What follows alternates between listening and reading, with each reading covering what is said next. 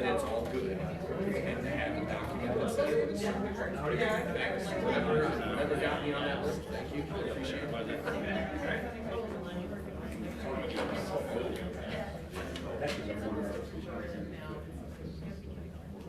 Okay, I'm going to call this meeting to order, and you'll all rise and join us in saying the Pledge of Allegiance.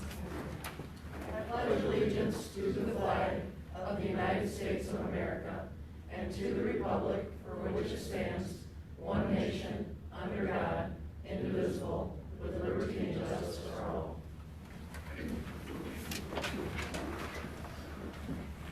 Okay, now we take public comment by anyone in attendance who wants to speak to something that is not on the agenda. If you have something to speak to that's not on the agenda, this would be the time to come forward. Okay, seeing no one. I heard that there were going to be some people that wanted to speak, but all right. Next we have the report of the mayor and the commissioners, and I just wanted to start this off tonight. So let's all be aware this is campaign season, and there's no question about it if you drive around and see all the signs. So I'm especially concerned for how we operate here as a city commission for the welfare of the community. And we need to make sure that we're doing the work that they expect of us. Any key issues that we have, we need to keep doing the work we've always done, just as we've always done it, and not try to politicize things. So I was disappointed we've agreed as a commission to use incremental changes as we're looking at traffic safety. And I think that's the right thing to do. And our city staff have been really good about helping walk us through that. And we need to follow the processes that we always follow for this. And our city staff brought forward an issue to one of the subcommittees about safety, and it was not addressed. They did not want to talk about it. But then they brought it forward in other ways. We need, as a commission, we need to do what we always do. If you don't want to address something, then put down that you don't want to address it or why you don't want to address it. Don't just push it off. Let's use our agreed processes. We can get public input at our own meetings. That's what we do. We bring things forward, we discuss them in the proper manner, and then we bring them forward to the meetings. And that's where it belongs. That's what we need to keep doing for our citizens so that we are following our regular processes and getting things done. Let's not put city staff in the middle. They're trying to serve the citizens of this community like they always have, bringing solutions forward, and if there's a reason you don't want to address them, then make sure that they know why we aren't going to address them, and then don't expect them to be addressed if it's something that isn't brought forward at that committee. So if we are able to, Doug, if we have a meeting of the infrastructure committee this week, would we be able to get that item on the agenda for 2 weeks from now? I think it just depends on getting everybody together. Right, but if we're able to get them together, we could still, if we get infrastructure together, we still would be able to bring it forward, because we could be voting on it tonight and we're not, and so I'd like to be able to vote on it in 2 weeks. Yeah, if we can get everybody together. That would be great. Let's get that done, let's get that on the agenda. August 21st, or October 21st agenda, and if you don't want to work on the project, then say so, and say you don't want a meeting, that this isn't something that's important for you at this point, but let's address it in our normal processes. We need to handle city commission business like we always have, following the regular processes, so thank you very much, appreciate it. Okay, so next is the rest of the report of the mayor and the commissioner, so I'll start down with Commissioner Football. Yeah, I just wanted to say I was honored and thrilled to attend the East Grand Rapids School Foundation function last week. And miraculously, just an amazing campaign. They have managed to meet their goal of raising $2.4 million and building an endowment of over $12 million for the schools, the teachers, and the students. So a huge thank you to Amy Stursma, the entire staff and board at the Schools Foundation, and to the over 900 families who donated to this really momentous campaign. So very exciting news, and thank you so much to everybody. Thank you. Commissioner Zagel. Yeah, it's been a busy time since the last time that we met as a commission with certainly Gaston Village. We've had a ribbon cutting for Coldwell Banker, which I announced when I was here was going to happen. So beautiful, gorgeous space. And we saw a couple of the other commissioners here. It was good to see everybody there supporting investment in our community. And it's also been announced that Bodie's Steakhouse will be opening up in the former Derby Station space. So I think this is an exciting thing as well, and I know that we'll all be very welcoming and excited to have a new neighbor into the area as well there. So, and then for those who have walked around Gaslight just recently too, you'll see some paper up in the windows of Rosa's Express. There's a new concept coming there soon too. So look forward to announcing that soon as well. So lots of activity in Gaslight Village. I think the other big thing that kind of happened more of an environmental perspective, and I'm glad Fred you're here tonight, but I want to commend you and your team for partnering with Stonyfield. It was an amazing event. I think we've really got some great environmental impact we can have. I was fortunate to be able to be there and talk with people and really kind of get a sense of an effort that kind of started with some key residents, partnered with some key staff and our team here, and really just a great opportunity to collaborate with other communities very close by us as well. So just wanted to commend you and your team for all the work that you did, not only getting everything to that point for the actual event, and thank you in advance for the work I know it's going to take moving forward to get us to a much more sustainable way of managing our parks and facilities. This is a pilot. It's not every field yet, clarification, but certainly I think we've got some exciting things to start with right in John Collins Park, which I know there's a lot of kids who actively play right there. So I'll try to show. There's plenty more that I could babble about, and, but I think fundamentally, thank you again for those key things, as well as obviously all the work the rest of the staff always does. Thank you. Commissioner Duncan? Yeah, I just wanted to also thank city staff, and if I might just address, I think what you were alluding to in your previous comment, it was a little opaque, but I think what you meant was, we had an infrastructure meeting this week, and Katie Favalli and I and Carrie Hamrick met with John Huff and Alec and Doug, and we talked about a lot of things, and the meeting time was 1 to 2:30, and it was really hard to find a meeting date. It's a busy season, and we said that it was a hard stop at 2:30. It was certainly for me. It's a difficult time in the afternoon, people with kids, and so there was one extra item that was pulled at the last minute that wasn't on the previous agenda, and there wasn't time to discuss it. So I just want to be clear with everybody that we're happy to discuss those things, but the meeting ended at 2:30, and for those of us who had to go, we just had to go. Then I guess I would share that with city staff so that they understand the rationale behind it at the time. Oh, I thought the email said we had to have We had that We did. clarification with city staff. Yeah, we said hard stop at 2:30. I think that Yeah. was previously communicated, so.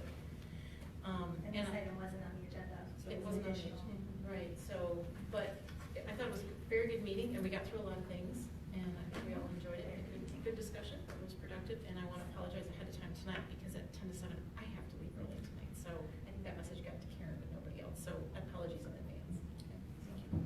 Commissioner Hamrick? No, nothing tonight. Okay. Commissioner Miller? Just think, I know we've had a lot of storms and things like that. I've seen trees down and branches down and lots of people hard at work cleaning up whatever over the last few weeks. So whoever's picking up boats and taking them home, taking tree branches out of the street, all those various things that happen when it rains a ton, somehow by the next day it always looks good again. So thanks to everyone for their hard work. Commissioner Walker? Nothing to add tonight, thank you. Okay, well, since you brought up the water, I think that, Doug, may I just ask you to talk off the cuff about the water levels and the dam? Just because you and I have had conversations about it. Well, yeah, I think I sent that out in communication to the commission with my update on Friday. We've had almost 8 inches of rain in that 13-day stretch, which was more accumulation than half of June, all July, and all of August combined. So certainly we understand, realize the lake levels, I should say, are high, and our crews work hard to make sure that any of the culverts and outlets and those things are clear, so that the water can flow through the watershed, eventually getting to the Grand River. So we also recognize that people have pretty saturated yards, including myself, and we'll just have to get through that, because it is a little unusual to have that amount of rain in such a shorter duration of time. And I've had people ask why we don't open the dam, the weir, and that's run by the. Yeah, the outlet from the lakes actually traverses through the campus on Aquinas College, actually through those series of ponds they have there. And there's a small dam structure that was permitted by the DNR in the 1960s, and that level is set based off of that approval. So I understand some people sometimes think it's a good idea to play with that, but all the other jurisdictions involved in that don't like to alter impacts us here may be perceived as a positive can have a negative impact on other areas, so. So I just wanted to go through and clarify that, thank you. And yes, I also want to thank Fred for putting together that Stonyfield event. That was so Grand Rapids for meeting their goal, and I think that that is an endowment that many a college would be proud to have. And so it's a wonderful thing that they were able to put that together for our city, for our school system. Okay, good. Thank you. So also, I didn't include this in my update to the commission on Friday too, but as was noted at our infrastructure committee, we met on the 1st because we've had some difficulty getting together, but just busy schedules. In our agenda and packets go out on the 2nd, so staff didn't have enough time to really prepare the narrative from our discussion for those items for the fence ordinance and clear vision. So that will be on the agenda for the 21st, that we just wanted to make sure we had enough time to prepare the materials for that meeting for everybody. Very good, thank you. So we're gonna see on the 21st, we'll see our fence ordinance and then also the safety thing. The clear vision, yes, you'll see both of those. Okay, correct. Okay, so the first item on the agenda is a zoning variance hearing at the request of Tanya Vandenbosch. And I am going to open up public hearing, but they have decided not to bring this forward today, is that correct? That's correct. Okay, so what we have advertised a public hearing, so I am going to, so is it going to be presented, even presented then? We don't need to. Right, okay. But I will open up a public hearing in case somebody came to speak to this. It's a hearing at the request of Vandenbosch of 947 Lakeside to allow a detached garage with a roof overhang of 2 feet instead of the 1.0 allowed. So I'm going to open up a public hearing. If anyone is here to speak to this agenda item, if you'll come forward. Nobody is. So I will close that public hearing, and we will probably have one again when they do end up bringing this forward. So next item on the agenda is introduction of an ordinance amend to add section 5.75E to chapter 50 of title of the city code pertaining to small cell wireless facilities. And this is just an introduction, correct? So we are just going to be voting to introduce this tonight. This is not a final vote. And this is going to be presented by Doug. Yes, right? so I'll kind of cover both items 5 and 6, although the votes will be taken separately. I also want to note that we have Tim Lundgren with us this evening from Barnum, he's a telecommunications specialist with the firm, so he may, if any of you have any particular questions you have, he may be able to assist you with providing those answers. I guess I would start with just noting that if you look at actually all the remaining items on our agenda tonight, these are really local preemptive type issues we have with various state and federal regulations. So the items 5 and 6 are related to small cell 5G deployment. This past year, FCC Order 18-133 and Public Act in the state of Michigan 365 and 366 as amended basically eliminated the ability to outright ban this 5G technology in the state of Michigan. And it's really minimized the abilities of local units to regulate. So they've eliminated us to be able to ban them, but have given us some basic provisions of what we can operate as far as local regulations. Now there's clearly there are some concerns, and I would say that some of those may or may not be valid. I'm not going to take a position on those, and I certainly respect the opinions of others with regard to health and safety concerns. And it's clear that the preemptive laws and regulations have really placed a premium on deploying the small cell technology with the exclusion of a lot of these other interests. The city has kind of stepped back and waited for these things to kind of ferret out at the federal and state level, and we're starting to see these move through some other local jurisdictions currently.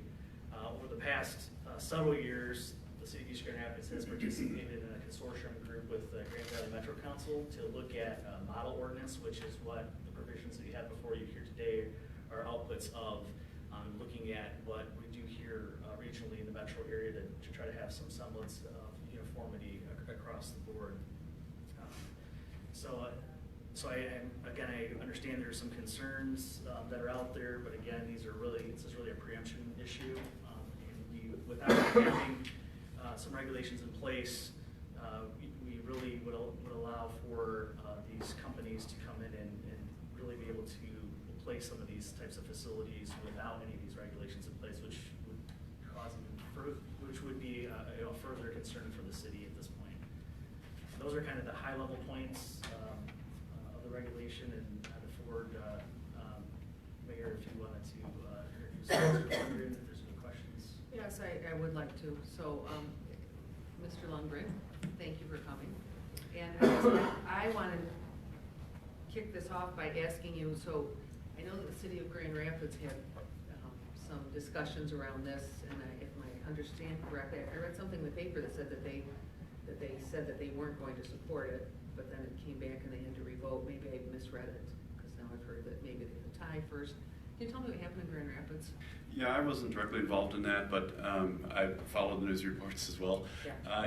So my understanding is similar to yours, that they initially introduced it, received significant community concern about it, and so they went back and took a second look at it, and then came back and said, well, as we're doing here, and said, well, there's really not, we lack the ability to address a lot of these concerns. A lot of the concerns are around radio frequency emissions, and the FCC, actually the federal law and the FCC orders have preempted local regulation on that point, and what you are allowed to do is to require that providers provide you with a certificate showing that they meet the FCC's regulations and requirements, that they pass the FCC's regulations for radio frequency levels. And if they do meet those requirements, then you cannot examine them further on that subject. So that is cast in federal law, and it preempts any state or local regulation on that subject. So with that, I think at that point the city said, well, our hands are tied, really, and also the federal law said, well, you can't put in place a ban or a moratorium on rolling these out. So at which point, as Doug had indicated, the choice really is to just step back and say, well, then go ahead and put them in anywhere you want, or to regulate them to the extent you're able to.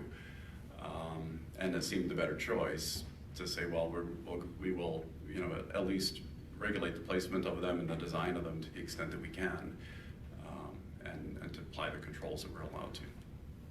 So that was the path that they went down. But that required a certain amount of deliberation and a certain amount of public hearing and process that ended up taking a couple more rounds of public hearing, I think, than they initially anticipated. But they eventually did pass it? They did. So what if someone said, we think that, and I know we're gonna have some public comment tonight, and if people say, well, we should vote against this because we don't want to have them, is that an option? If we vote against it, what would happen? Well, voting against the regulatory ordinance, all that does, it doesn't prevent them from installing the facilities. All it does is prevent the city from regulating the installation of those facilities. So they would then be able to come in and install them wherever they want, is the problem. So under federal law, you're not allowed to prevent their installation, and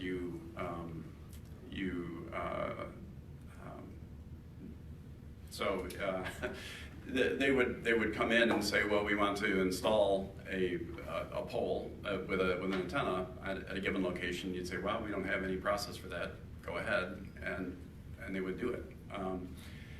The purpose of this ordinance really is to put in place a process so that they have to come in and they have to come in and apply for a permit, and you vet the location and the height of the pole and the aesthetics of the antenna that they're putting on, and you have some control over all of that to the degree that you're allowed to, and there are limits to that within the state statute. In particular, the state statute actually controls and limits your ability to do that even more strictly than the federal rule does, unfortunately, but you do have some control.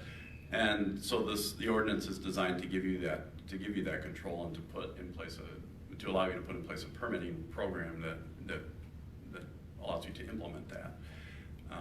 So that when people come in, providers come in and say we want to put in place antennas or we want to put in place a pole, then you have some ability to say, well, you know, look, there's already a pole over here, you could co-locate on that pole, you don't need to put in another new pole over here. Or if you're going to put one in, it needs to be low profile or it needs to meet the design standards of this neighborhood. Thank you. Other questions? So would you say, in your Excuse opinion, me, go ahead. in your opinion, would you say that this ordinance would give East Grand Rapids the most control relatively in terms of what the most control any municipality could have? That's what it's designed to do, The yes. most that we can have. Yes. Okay. Commissioner Walters. you That wanna was say my, something? that was my question as Right. well. Okay. Anyone else? Commissioner Miller? I mean, I guess just out of curiosity, I think I understand the issue and we've dealt with preemption issues on other topics and it's not that different. Are there any communities that have tried and had to go to court over putting something in that's more strict than we're allowed to? Because I presume one of the asks from people that are in opposition to the putting up of these antennas is to create some sort of a process where we can challenge that preemption or challenge the state law or whatever. Are any communities doing that? Certainly not communities of 10,000 people probably, but is that happening anywhere in Michigan right now? I'm not aware of any in Michigan that are. Now, these, the FCC orders are under challenge by some of the national organizations that are representing municipalities,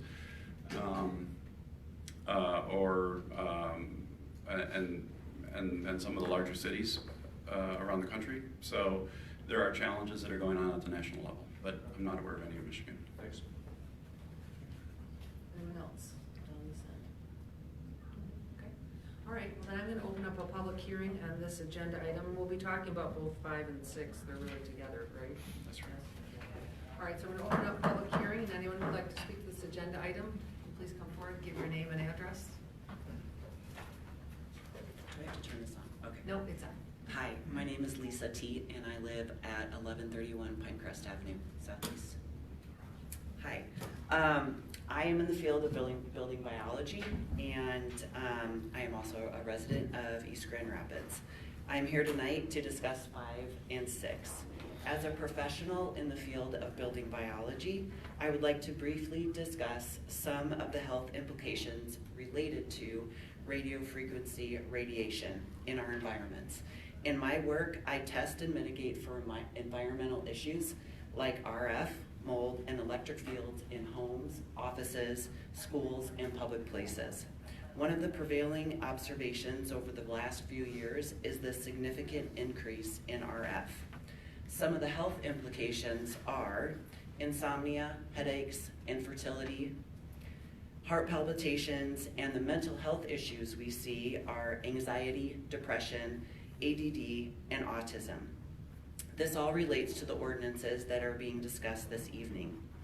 There have been thousands of peer-reviewed studies, according to the peer-reviewed studies, including the recent U.S. government NTP study that researched the biological impacts of RF over the course of the last 14 years. The $30 million study was designed to be the definitive answer to the safety and effects of RF in our environments. Finalized this past May, they showed clear evidence, which is their highest ranking, of cancer and permanent DNA damage from non-ionizing RF exposure. Consequently, medical, scientific, and technology professionals appealed to both the UN and the WHO, asking for a halt of the rollout until it is proven safe. They consider this to be a public health issue of our time, similar to that of tobacco. For all of those who don't know, 5G does not travel well. It requires significant increases in transmitting antennas and towers, which will need to be placed every 2 to 10 homes in our neighborhoods at the level of our upstairs bedrooms, and every 500 feet in the public places. In addition, telecommunication companies are not sharing their infrastructure either, so each of them will be implementing their own. The state and federal legislation regarding 5G infrastructure has been fast-tracked, and as you all well know, has removed almost all local control over the governing of small cells. Municipalities around the U.S. are now suing the FCC to regain their control and regulatory power with regards to small cells.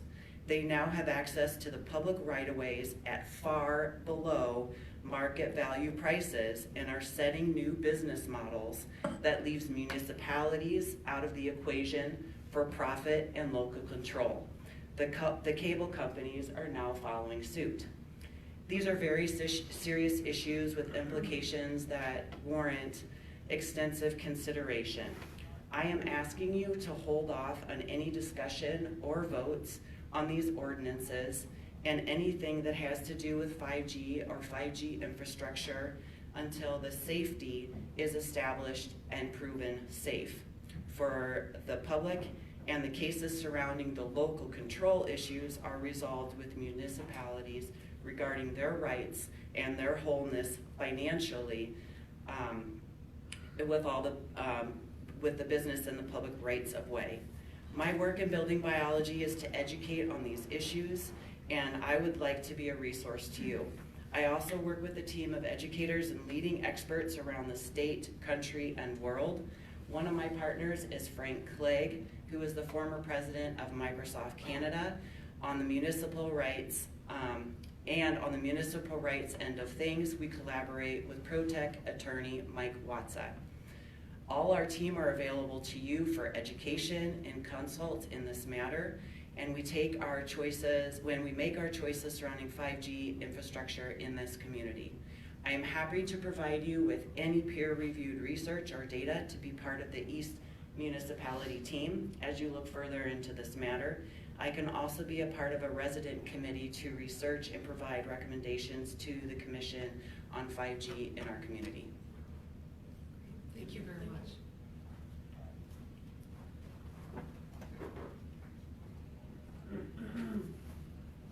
Good evening. My name is Maya Hahn, and I am a representative for the Safe Tech community. We are a nationwide organization. I specialize here in Michigan, in the Ottawa County.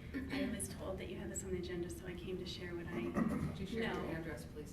2091 Corey Drive in Hudsonville. Thank you. So our organization puts together this packet that we're going to give to you guys.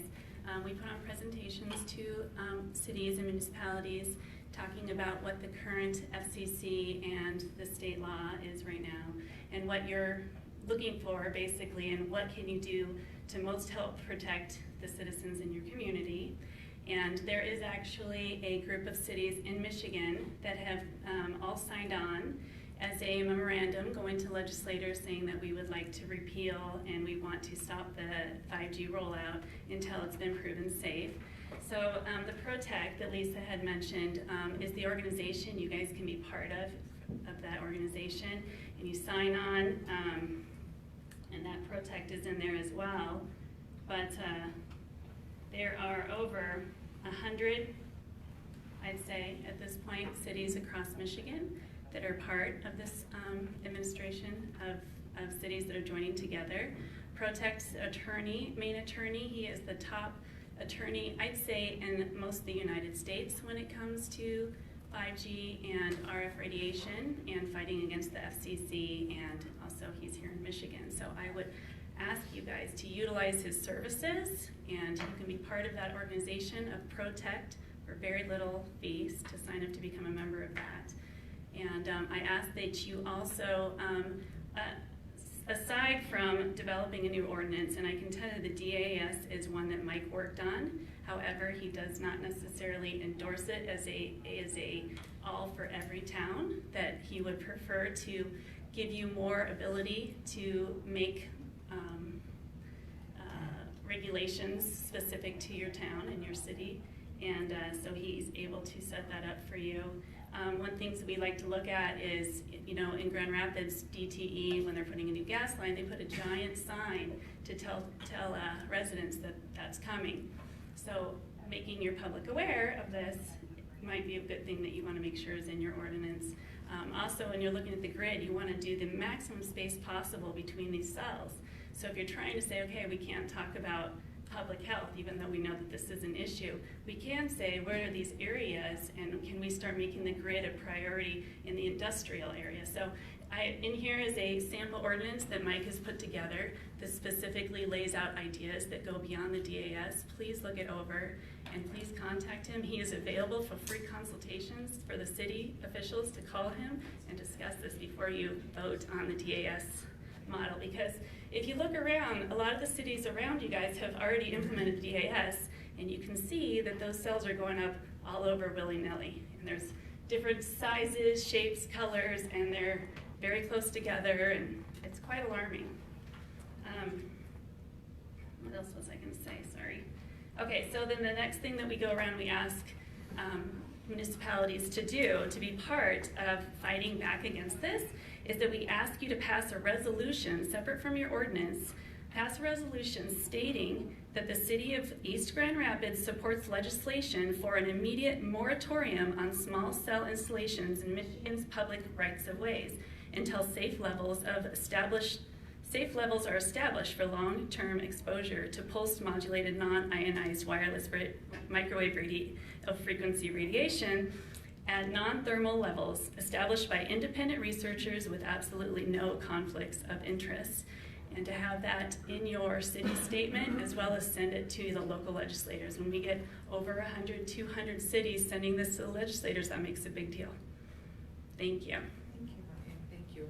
And Doug, you have a little bit of knowledge that keys off of that? Yeah, I was just gonna say, they mentioned Attorney Mike Watts out of Eastern Michigan, and I will say that we did work with Mike directly through the consortium with the GMC in recent years to develop the model ordinance that ours is kind of based off of.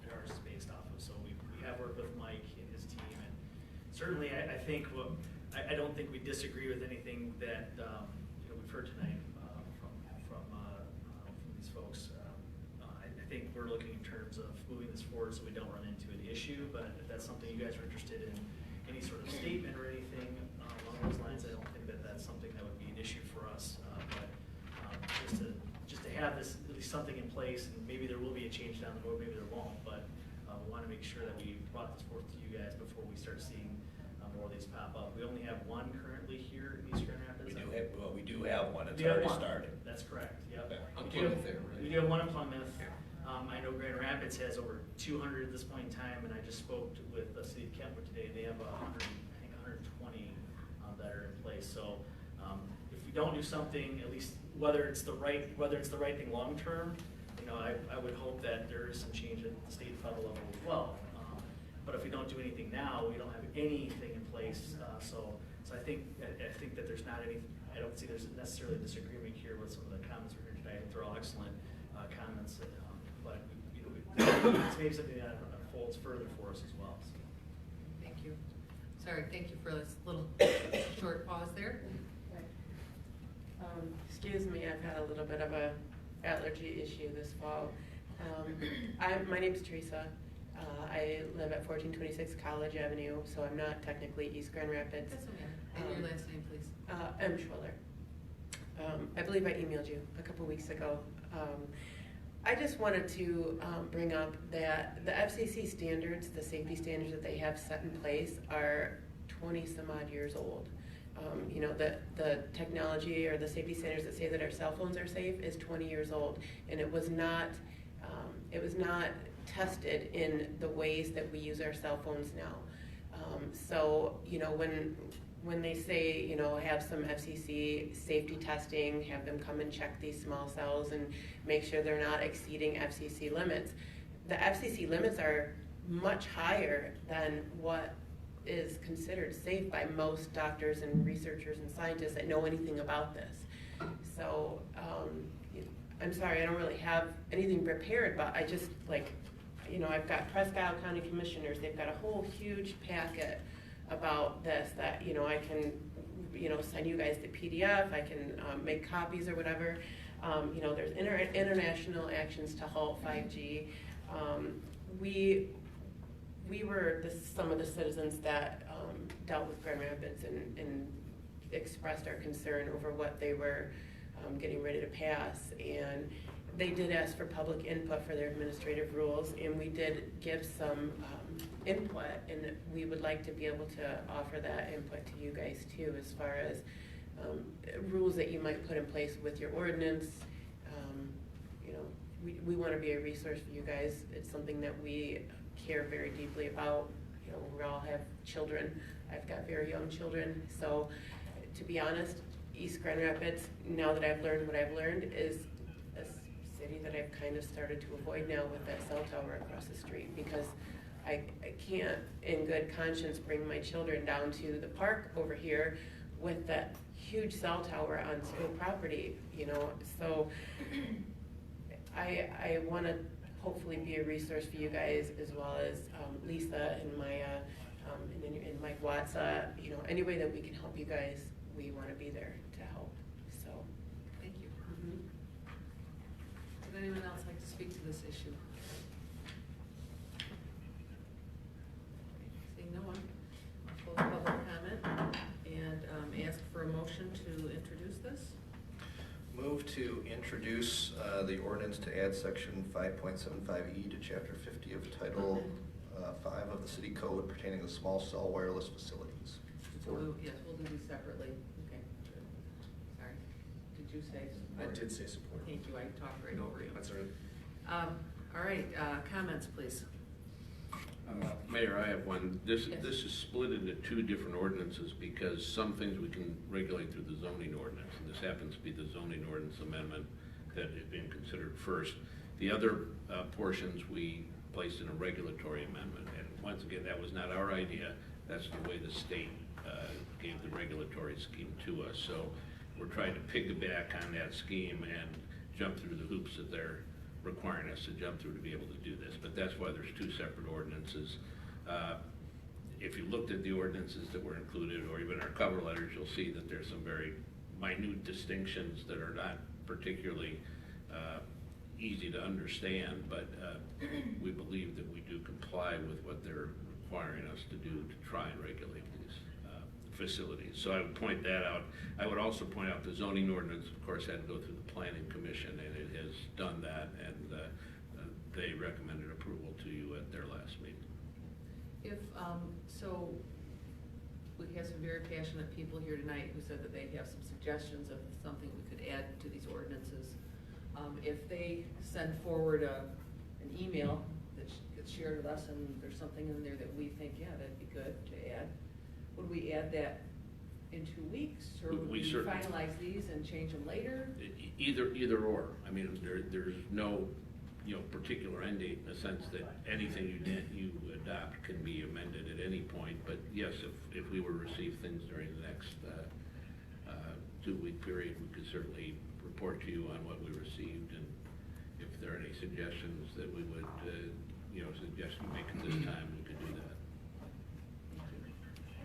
So, given the restrictiveness and how little power these municipalities are given, that we're given, when you're adding things to ordinances, how successful has that been in other communities that have been doing that? Are the additions, are you able to enforce those additions? Well, I think, Commissioner, that's probably one of the things we'd want to look at. I mean, I haven't had a chance to look at these materials yet. We're happy to do that, certainly. But I think that's a legitimate question. We're not going to suggest you add something that we don't believe is enforceable at this time. But if there's things that we could potentially expand upon that has not been touched on and that we don't believe is preempted by either state or federal law, we would do that. At least bring it to your attention. So if we were going to add any new language or new information to the ordinance as an amendment before we were to close this out at the second meeting, would that need to go through planning? Unlikely. I mean, it would depend. It would have to be a pretty major change, and my guess is we're talking at this point, because of the limited scope that we have, on things that would be minor additions or fine-tuning kind of changes, which you could do without sending it back to planning. Sure, thank you, Mayor. I just want to speak to my comments, I guess. If there's still more questions, I didn't want to cut those off, but I was just going to comment on. No, I think comments or questions All are right. fine. I very much appreciate, thank you for coming, thank you for sharing your concern. I personally have not studied this issue extensively, but I do share some of these concerns. I certainly am interested in learning more and hearing more. But we're also, you also have our hands heavily tied here. This isn't the only area where the city is really constrained and essentially mandated by the state or the federal government that we have to do things a certain way. And so I really see this as two separate issues. One issue is, let's make sure that we do try to regulate as much as we can and preserve as much power as we can to be able to give some regulatory oversight over these types of facilities as much as we're allowed to under the law. Right now, we don't have that at all, and so before we have 120 or 200 of these, I'm interested in getting something on the books, and I think that's a big part of why this has been put in front of us. So I'm supportive of that, but that's not an endorsement of necessarily of the fact that I'm really happy about how much our hands are tied on this. There's a separate point that I think is worthwhile, and I'm glad that you mentioned it, in terms of whether or not the city could or should be doing anything else to vocalize its concern in this area, whether it's a resolution, whether it's being part of some consortium, what have you. I certainly wouldn't support us taking the lead and incurring a lot of expense or a lot of legal exposure in that. I don't think we can justify that, a city of our size, but if there's some modest ways that we can say, yes, we also share some of these concerns, I think that's worth us exploring. I think typically maybe infrastructure would be where we would look to do something like that, but however we would do that within our processes to kind of bring that before the commission, I would support us at least considering that. So I'm voting for this introduction, and I expect that ultimately I'm going to vote for these ordinances, but that's really just from my perspective to be able to regulate as much as we can, where we would always have the ability, if a legal fight is successful or if the state law changes or the federal law changes, we can go back and amend our ordinance to be able to further regulate to the extent that we're allowed to in the future. Thank you. Anyone else? Anything? No, I think Commissioner Walters really hit some key points very well. I think we have to go as far as we possibly can immediately, but that does not mean that's where we can stop, right? I think there's some very valid points, and I very much appreciate the input that was provided tonight so that we can go through that. I know staff is very diligent on working through and doing all the research they can. It sounds like there was an attorney name that we brought up that we were already well aware of, so I'm glad to hear that. It reinforces that, but certainly I think there's opportunity. I think we'll just have to, as Commissioner Walters also pointed out, we only have so much time and so much resource to be able to go through, so now we can take lead on something is going to be pretty difficult, but ultimately doesn't mean we can't participate and issue a couple of key things as well. So and everything can be changed as needed, right? Most of our ordinances aren't perfect the first time, so we've got to make sure that we're continuing to watch for opportunities to continue to keep what control we can and continue to move forward. Thank you. I'd also like to add too that I've done not a ton of research on this, but I have been reading a little bit about the health concerns and seeing what's out there. And I know that there are a lot of people out there doing the due diligence and the studying, and there are some health concerns and the results aren't in, and we're not as informed as we should be. But so I agree with Commissioner Walters that we need to get our protection in place as much as we can right now. The control get as much control as we can, and then as we learn more, we can. But we definitely don't want to lose that control. I'd like to see as much control in place as we certainly can. But I have read about these health concerns, and I think we should continue to follow up and learn more. So. Anyone else? I'll just add thank you and an invitation to send some of that information for those groups that have been collecting it already. I think you're hearing from all of us that we don't feel fully informed on this, and there's two paths to learning about it. It's doing our own research, or having some folks that have already done some of that help us with some of that material. So to the degree that you can get that to the city staff, that gets distributed to the whole commission, and that would help. And then maybe keeping in mind, if we do start some sort of committee or exploratory group at some point in the future, we've already got one volunteer, so that's a good thing too. So make sure that we have your name somewhere. Thanks. And yes, I want to thank all of you for coming forward. I know you're very passionate about this. We've got quite a group of people around the county, the state, the city. One of my neighbors sent me a lot of information. Had a couple people send me information. It's very interesting. It's complex, it's interesting, and the frustration is a lot of it is out of our hands at this point, but I think Commissioner Walter summed it all up very well, so thank you. All right, so we have a motion to introduce and a second. All those in favor, please say yes. Yes. Yes. Those opposed say no. So this has been introduced, and we will discuss it in 2 weeks. That's where we are with that, so thank you all. Next item is final reading of an ordinance to amend chapter 62. No, we need to do the other ordinance. Oh, forgot, we only did the zoning portion, now we do regulatory, thank you. I said we were gonna do them separately. Okay, so may I please have a motion for item number 6, because we have already discussed it. Motion to introduce an ordinance amendment to add chapter 79D to title 7 of the city code regulating small wireless communication facilities. Support. Any additional comments to what we said so far? Okay. All right, we have a motion and a second. All those in favor, please say yes. Yes. Yes. Opposed, say no. All right, so that also carries. All right, now we have a final reading of an ordinance to amend chapter 62 of title 6 of the city code pertaining to the sale of drug-related paraphernalia. And John Huff, city attorney, will address. Yes, as you may recall from the last meeting, these are basically 2 cleanup ordinances where, once again, we're dealing with a field that has been somewhat preempted by state law, in this instance, not federal law. Chapter 62, once again, to refresh recollection, is a chapter that deals with nothing but drug paraphernalia regulation, and it was necessary to trim that ordinance back because there were things that used to be prohibited which are now legal under the state law. So those items have been removed, and that's the main gist of the Chapter 62 changes. Chapter 93, which is the miscellaneous offense ordinance that would be enforced most commonly, once again had various drug offenses in there which are now either not illegal, or to the extent they are illegal if they relate to marijuana, they are now only civil infractions rather than misdemeanors. So we've cut back the penalties where required, and we've also decriminalized and removed penalties from those things that are allowed by state law, which would be, for instance, consumption of marijuana by someone over the age of 21. So that's the nature of these 2 things. They were both introduced at the last meeting, so tonight they would be up for your consideration for adoption. Okay, thank you. Does anyone have any questions for Mr. Huff?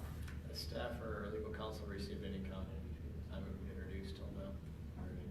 Okay, thank you. Anyone else have any questions?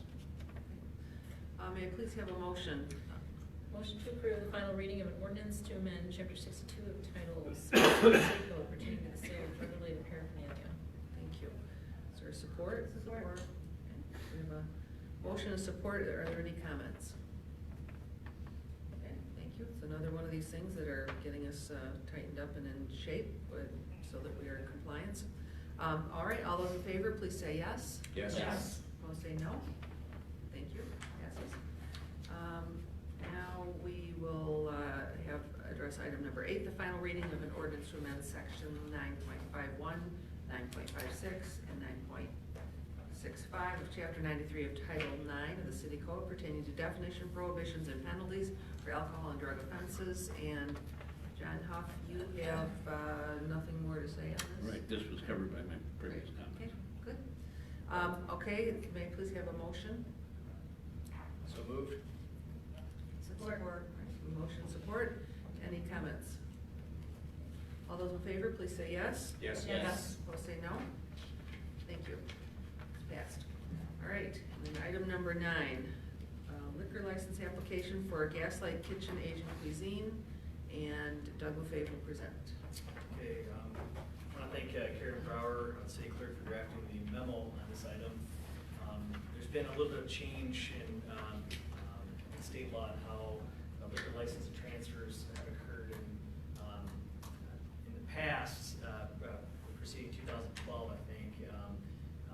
every single liquor license that was based off of a quota system for each local government, had to go through formal approval through the legislative body, which would be the city commission.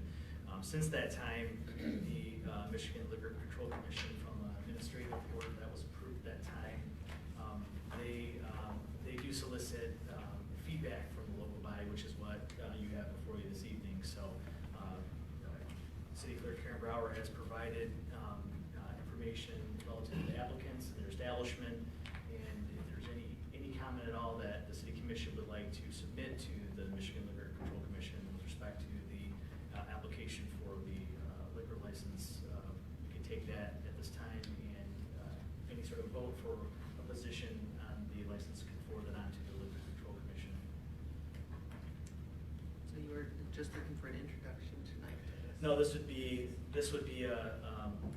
if there's any comments that the board wants to make. Otherwise, this is going to go to the Liquor Control Commission, and they may or may not, have an action based upon what we submit to them as far as commitments. So to understand procedurally, do we pass a motion saying that we're not objecting? If Yes, no yes, objections? No, correct. Yeah, okay. there's no comments, or if there were something from the materials provided by the city clerk that were alarming to you, would be, hey, we'd like to pass along our concerns relative to whatever that item may be. Otherwise, if there's no objection, a motion could be entertained, so we can pass that along to the Liquor Control Commission. I just had one question about the comment that the school board needed to review the application because it was within 500 feet of Wealthy. Have they done so? They have the same opportunity that we have to object. So the LCC will notify them once their process starts. So they just submit that directly to them? I see. Okay, thank you.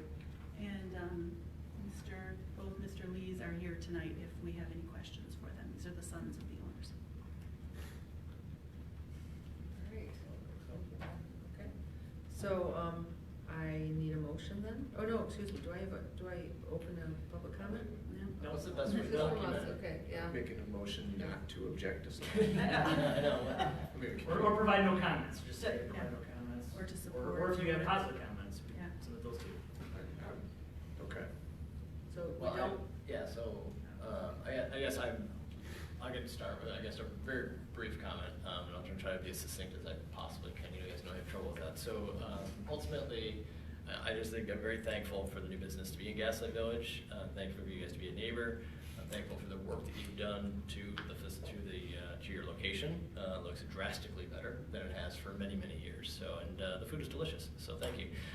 So I guess it just ultimately do support your ability to continue to offer great food, great service to our residents, and attract more people to our community. So supportive. Thank you. thank you. That should just be a motion. There we go. So I guess I'm still confused. Just do we have a motion saying we have no comments? You could do it either way. You could do a motion to support their efforts, so it doesn't really have any binding effect. Or if you had concerns, you could, make a motion to pass the following concerns on to the LCC. Okay, so why don't we do that, and why don't we have somebody make a motion? I will make a motion to offer support to our local business. Support. All right, that's what I'm looking for, thank you. Any more comments from the commissioners? Thank you. Okay, all those in favor, please say yes. Yes. Yes, opposed, say no. Thank you. That is passed from us, so there will be no comments sent in. And yes, thank you very much, gentlemen. Thank you. All right, so next is the consent agenda. May I please have a motion for the consent agenda? Motion to approve consent agenda.